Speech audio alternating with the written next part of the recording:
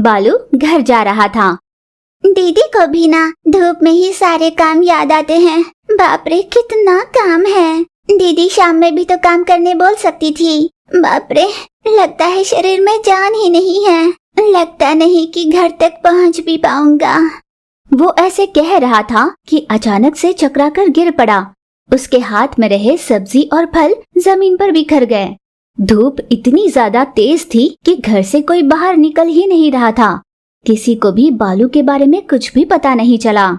जब बहुत देर तक भी बालू घर नहीं पहुंचा तो कीर्ति उसके बारे में मन ही मन ये सोच रही थी, ये क्या, मैंने बालू को सब्जी लाने के लिए भेजा था, अब तक वो लौटा कैसे नहीं। खेल में दिल लग जाए तो भूख प्यास घर कुछ भी याद नहीं आता उसे। हमेशा बस खेल कूद। ना जाने इतनी धूप में इस समय कहाँ खेल रहा होगा। अब मुझे जाकर देखना ही होगा। कीर्ति अपने भाई को ढूंढने घर से बाहर निकली। उस समय विनीता पेड़ के नीचे छांव में बैठी हुई थी। क्या बात है बेटा कीर्ति, इतनी धूप में कहाँ जा रही हो? तपती धूप में यूं बाहर निकलना अच्छा नहीं होगा। जाओ अभी घर वापस लौटो। नहीं मासी, दरअसल मैंने बालू को सब्जी लाने के लिए भेजा था। अगर सब्जी ही लेकर लौट आता तो 15 मिनट में घर पहुंच जाता। पर देखो ना मासी, पिछले 2 घंटे से वो घर वापस लौटा ही नहीं। ना जाने कड़कती धूप में वो कहाँ खेल रहा होगा। बस उसी को ढूंढने निकली हूँ मासी। पर मैंने तो उसे बहुत पहले ही घर की ओर जाते हुए देखा। मैंने तो सोचा वो घर पहुँच गया होगा। यूं उन दोनों ने बात करते हुए पास वाली पेड़ की ओर देखा तो बालू वहाँ पर बेहोश पड़ा हुआ था। मासी देखो ना, भाई वहाँ पर बेहोश पड़ा है। कीर्ति दौड़कर बालू के पास गई और पीछे पीछे विनीता भी पानी का ग्लास लिए उसके पास पहुंची। विनीता ने तुरंत ग्लास का पानी बालू के चेहरे पर छिड़का। बस थोड़ी देर में बालू को होश आया। दीदी, मैं घर ही वापस आ रहा था पर मुझसे धूप बर्दाश्त नहीं हुई। मैं तो घर आकर थोड़ी देर सोना चाहता था पर इतने में ही मुझे चक्कर आने लग गए। बस दीदी, उसके बाद क्या हुआ मुझे कुछ भी याद नहीं। बेटा कीर्ति, धूप बहुत ज्यादा पड़ रही है। ऐसे में तुम्हें बालू का ध्यान रखना होगा। तुम कुछ ऐसा इंतजाम करो कि उसे धूप से तकलीफ न हो। यूं विनीता उससे कह रही थी कि अचानक कीर्ति भी बेहोश हो गई। विनीता और बालू ने उसे होश में लाने की बहुत कोशिश की पर कीर्ति को होश आया ही नहीं। फिर वे दोनों जैसे तैसे कीर्ति को उठाकर घर ले गए। कीर्ति का बदन तप रहा था। बालू, लगता है तुम्हारी दीदी को लू लग गई है। मैं अभी डॉक्टर को कॉल करती हूँ। विनीता ने तुरंत डॉक्टर को कॉल किया। डॉक्टर तुरंत ही उनके घर पहुंचा और कीर्ति और बालू की जांच की। डॉक्टर के इलाज के थोड़ी ही देर बाद कीर्ति को होश आया। देखो बच्चों, तुम दोनों की सेहत बिल्कुल ठीक नहीं है। तुम्हें धूप में बिल्कुल भी निकलना नहीं चाहिए। इससे सर चकराना, उल्टी होना, ये सब तो होंगे ही, इसलिए इस बात का खास ध्यान रखना। डॉक्टर उन्हें समझाकर चला गया। जब भी जरूरत पड़े मुझे जरूर बुलाना। विनीता ये कहकर वहाँ से चली गई। दीदी, डॉक्टर ने कहा ना कि हम पर थोड़ी भी धूप नहीं पड़नी चाहिए और अगर हम इसके लिए कुछ नहीं करेंगे तो मुझे ऐसे लग रहा है जैसे अपनी जान पर बनाएगी। दीदी, हमें कुछ करना होगा। पर हम क्या कर सकते हैं? दोनों ने अपना दिमाग लड़ाना शुरू किया। मुझे ना एक बहुत अच्छा सा उपाय सूझा है। हम धरती के ऊपर रहेंगे तभी तो हमें धूप से इतनी तकलीफ होती है ना, और अगर हम जमीन के अंदर रहेंगे तो वहाँ पर धूप का इतना असर नहीं होगा, है ना? वो तो मैं नहीं जानती बालू। हाँ, पर लगता है वहाँ गर्मी ज्यादा नहीं होगी। तुम ज्यादा मत सोचो, जब मैं कहता हूँ वही करो। फिर उन दोनों ने धूप निकलने तक का इंतजार किया और फिर अपने घर के पिछवाड़े में चले गए। दीदी, मुझसे कोई सवाल मत करना कि ये क्या कर रहा हूँ, बस जो कहता हूँ वही करना। तो चलो हम यहाँ पर खुदाई शुरू करते हैं। उन दोनों ने मिलकर रात भर खुदाई की तो वहाँ पर एक सुरंग सा बन गया। दीदी, तपती धूप का असर यहाँ पर बिल्कुल नहीं होगा। क्या हम यहीं पर अपने लिए घर बना ले और वो भी ठंडक बनी रहे, इसलिए फूस से बनाते हैं दीदी। कीर्ति को उसका उपाय अनोखा जरूर लगा पर वो बालू की कही बात मान गई। फिर बालू और कीर्ति गांव के अंतिम छोर पर फूस की कटाई करने के लिए निकल पड़े। फिर इस तरह उन दोनों ने बहुत सारी फूस काटी और उन्हें इकट्ठा कर अपने घर के पिछवाड़े में रहे अंडरग्राउंड में लेकर गए। फिर उन्होंने धीरे धीरे उस फूस से अपना घर बनाना शुरू किया। यूं कड़ी मेहनत के बाद अंडरग्राउंड में बालू और कीर्ति ने फूस का घर बना लिया। बालू, तेरा उपाय तो जबरदस्त निकला। यहाँ कितनी ठंडक है। हाँ दीदी, अब हमें एसी की भी जरूरत नहीं पड़ेगी। गर्मी का मौसम जब तक खत्म न हो जाए, हमें यहाँ से बाहर निकलने की कोई जरूरत नहीं। थके हुए बालू और कीर्ति आराम से सो गए। इस तरह बालू और कीर्ति ने अपने बुद्धि का इस्तेमाल किया और अपने लिए फूस का घर बनाकर आराम से खुशी से रहने लगे। एक गांव में कीर्ति और बालू नाम के भाई बहन रहते थे। हाल ही में उनके पिता के देहांत की वजह से उनकी माँ कविता पर ही घर की जिम्मेदारी आ गई थी। वो हमेशा अपने बच्चों के बारे में ही सोचा करती थी।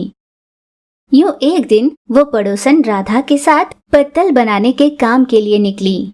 जब वे दोनों पत्तल बना रहे थे, तब काम करते हुए राधा ने उससे कहा, कविता, जब से तुम्हारे पति का देहांत हुआ है, तुम अपना बिल्कुल भी ध्यान नहीं रखती हो। खाना पीना भी समय पर नहीं करती। हमेशा बच्चों को लेकर चिंता में रहती हो। दिन रात एक कर बस उनके भविष्य के लिए पैसे जोड़ने के लिए काम कर रही हो। अपने सेहत पर भी ध्यान नहीं देती। ये बात सही है कि बच्चों के लिए तुम इतना कुछ करना चाहती हो, पर इसके लिए खुद पर ध्यान न देना कहाँ तक सही है। कल को तुम्हें कुछ हो गया तो तुम्हारे बच्चों का क्या होगा? अरे राधा, भला मुझे क्या हुआ है? पति के जाने का दर्द जरूर है और बच्चों का भविष्य बनाने की होड़ भी है। बस इसके अलावा और कोई चिंता नहीं। यूं कविता ने अपनी बात कही। शाम तक उन दोनों ने काम किया और अपने घर वापस लौटी। यूं ही दिन कट रहे थे। कविता की सेहत दिन ब दिन खोखली होती जा रही थी, पर कविता अपने सेहत पर ध्यान नहीं देती थी। यूं ही लगातार काम करती जा रही थी और कविता की सेहत पूरी तरह से बिगड़ गई। वो शैय्याग्रस्त हो गई।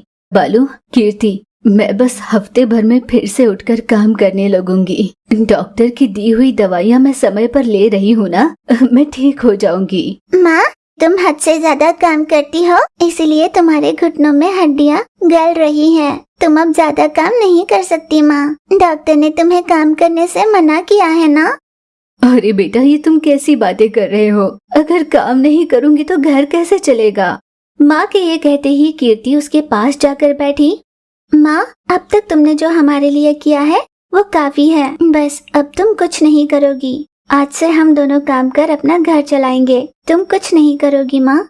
कीर्ति के ये कहने पर बालू ने भी अपनी माँ से यही बात कही और उन दोनों ने ठान लिया कि अगले ही दिन से वे काम पर जाएंगे। अगली सुबह वे दोनों इसी सोच में डूबे हुए थे कि उन दोनों को आखिर करना क्या चाहिए। दीदी, ऐसे कई लोग होते हैं ना जिनका अपना खुद का कारोबार होता है। ऐसे किसी दुकान पर या किसी होटल जाकर हम काम मांग लेंगे। नहीं बालू, चाहे छोटा काम ही क्यों न हो, हम खुद का ही काम शुरू करेंगे। किसी के हाथ के नीचे काम नहीं करेंगे। हम दोनों छोटे हैं ना बालू, इसका फायदा उठाकर सभी हमसे बहुत सारा काम करवाएंगे, पर उतने पैसे नहीं देंगे जितने हमें देने चाहिए। और अगर हमने सवाल किया भी तो वो यही कहेंगे कि तुम दोनों बहुत छोटे हो और जितना काम कर पाते हो हमने उतने ही पैसे दिए। ठीक है दीदी, तो मेरे पास एक सुझाव है। अपने बाबूजी के एक दोस्त है ना, अमर अंकल, उन्होंने शहर में बहुत बड़ी चूड़ियों की दुकान लगाई है ना। हम उनके यहाँ से बहुत सारी चूड़ियाँ खरीद कर लाएंगे और गांव में गली गली घूमकर उन्हें बेचेंगे। हाँ बालू तो सही कह रहा है। माँ के पास रहना भी तो जरूरी है ना। एक काम करते हैं, हम में से कोई एक शहर जाकर चूड़ियाँ लेकर आएगा और दूसरा गांव भर में जाकर चूड़ियाँ बेचेगा। यूं कीर्ति ने कहा तो डायपर बालू शहर चूड़ियाँ लाने के लिए चला गया और कीर्ति घर पर रुक गई। बालू शहर में उनके पिता के दोस्त अमर की दुकान पर गया। अंकल, मैं बालू हूँ, आपके दोस्त राजेश है ना, उनका बेटा। मैं आपके यहाँ किसी काम से आया हूँ। अरे बालू बेटा, तू यहाँ कैसे आया? तुम्हारे पिता के देहांत के बाद मैं खुद आकर तुमसे मिलना चाहता था, है पर क्या करे, देखा ना, आ नहीं पाया और इतने में तुम ही आ गए। बताओ बेटा, किस काम से आए हो?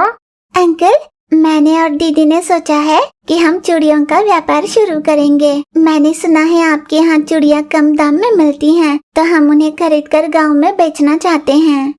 अरे बेटा, तो इतना हिचकिचा कर क्यों पूछ रहे हो? भला कोई ग्राहक आकर एक साथ बहुत सारी चूड़ियाँ खरीदना चाहे तो दुकानदार किस लिए मना करेगा? और उस पर तुम तो मेरे दोस्त राजेश के बेटे हो, मैं तुम्हें मना कैसे करूँगा?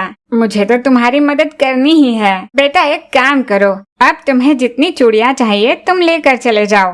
अभी पैसे देने की जरूरत नहीं, एक बार तुम उन्हें बेच लो और जो पैसे आएंगे ना, तब भले तुम अपने पैसों से चूड़ियाँ खरीद लेना। ये कहकर अमर ने एक टोकरी में बहुत सारी तरह तरह की चूड़ियाँ भर दी और उस टोकरी को बालू को ले जाने के लिए दिया। बालू बहुत खुश होकर उन चूड़ियों को अपने घर ले गया। घर पहुंचकर उसने अपनी दीदी कीर्ति से सारी बात कही। खटिए पर लेटी माँ ने भी सब कुछ सुना और वो बहुत खुश हो गई। फिर कीर्ति एक ठेले पर सारी चूड़ियाँ रखकर उन्हें बेचने के लिए गांव में चली गई। चूड़ियाँ ले लो चूड़ियाँ, रंग बिरंगी सुंदर खनखनाती हुई चूड़ियाँ, महिलाओं की सुंदरता में चार चांद लगा दे। चूड़ियाँ ले लो चूड़ियाँ, ले जाइए दीदियों और मासियों, अपनी सुंदरता को इससे और बढ़ाओ, खुद को सजाओ। एक लेने आओगे बहुत सारी ले जाओगे, आओ बहनों आओ। कीर्ति के पास रंग बिरंगी तरह तरह की चूड़ियाँ थी जो कम दाम में मिल रही थी, इसलिए कई महिलाओं ने उसे खरीदी। इस तरह बालू रोजाना शहर जाता और ढेर सारी चूड़ियाँ लेकर गांव आता। कीर्ति उन्हें हर रोज गांव में बेचने निकलती। यूं धीरे धीरे उनका व्यापार इतना अच्छे से चलने लगा कि अब कीर्ति ने गली गली घूमकर चूड़ियाँ बेचना छोड़ दिया। अपने ही घर के सामने एक छोटी सी दुकान लगाकर उन्होंने वहीं पर चूड़ियाँ बेचनी शुरू की। यूं उनका व्यापार दिन दुगनी रात चौगनी होने लगा। एक दिन अमर उनके घर पर आया। अरे वाह बच्चों, तुम दोनों तो सच में बहुत होशियार हो। गांव भर में सभी लोगों को ये पता चले कि तुम दोनों चूड़ियाँ बेचते हो, तब तक तुम दोनों ने गली में घूम घूम कर चूड़ियाँ बेची, और जब गांव में सभी ये जान गए तो अपने ही घर के सामने तुमने दुकान लगा ली ताकि घूमने की जरूरत न पड़े। वाह बच्चों, इसी तरह पूरी लगन और मेहनत के साथ अपना काम करते जाना। जैसे अमर ने कहा, हम भी इसी बात की कामना करते हैं कि बालू और कीर्ति अपने व्यापार में दिन ब दिन प्रगति करते रहे और अपनी माँ का अच्छे से इलाज कर वे सभी खुशहाली से रहे।